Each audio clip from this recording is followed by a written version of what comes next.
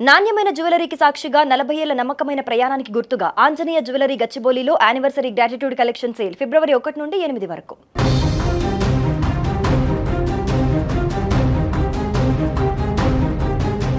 తెలుగు చిత్ర పరిశ్రమలో మరో విషాదం చోటు చేసుకుంది. సినీ సీరియల్ నటి వాహిని అనారోగ్యంతో కన్నుమూశారు.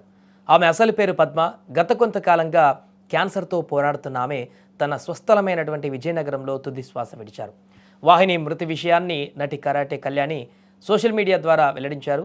పద్మను కాపాడేందుకు తీవ్రంగా ప్రయత్నించినప్పటికీ ఆమె తిరిగిరాని లోకాలకు వెళ్ళిపోయారని తెలుపుతూ భావోద్వేగ పోస్ట్ పెట్టారు. ఈ సందర్భంగా ఆమె పవిత్ర ఆత్మకు శాంతి చేకూరాలని కోరుతూ కుటుంబ సభ్యులకు ప్రగాఢ సానుభూతి తెలిపారు. ఇక వాహిని మృతి వార్త తెలియగానే పలువురు సినీ టెలివిజన్ రంగ ప్రముఖులు అభిమానులు ఆమెకు సంతాపం తెలియజేస్తున్నారు. 1978లో విజయనగరంలో జన్మించిన వాహిని టెలివిజన్ సినీ రంగాలలో జయవాహిని అనే పేరుతో ప్రసిద్ధి చెందారు. చిన్న పాత్రలతో తన నటనా ప్రస్థానాన్ని ప్రారంభించిన ఆమె అనేక తెలుగు, తమిళ చిత్రాలలో నటించారు. సినిమాల కంటే టెలివిజన్ సీరియల్స్లోనే ఆమెకు మంచి గుర్తింపు లభించింది. ముఖ్యంగా నెగిటివ్ షేడ్స్ ఉన్న పాత్రలతో ప్రేక్షకులను ఆకట్టుకున్నారు. ఆమె చివరిగా బహిర్భూమి అనే సినిమాలో నటించారు.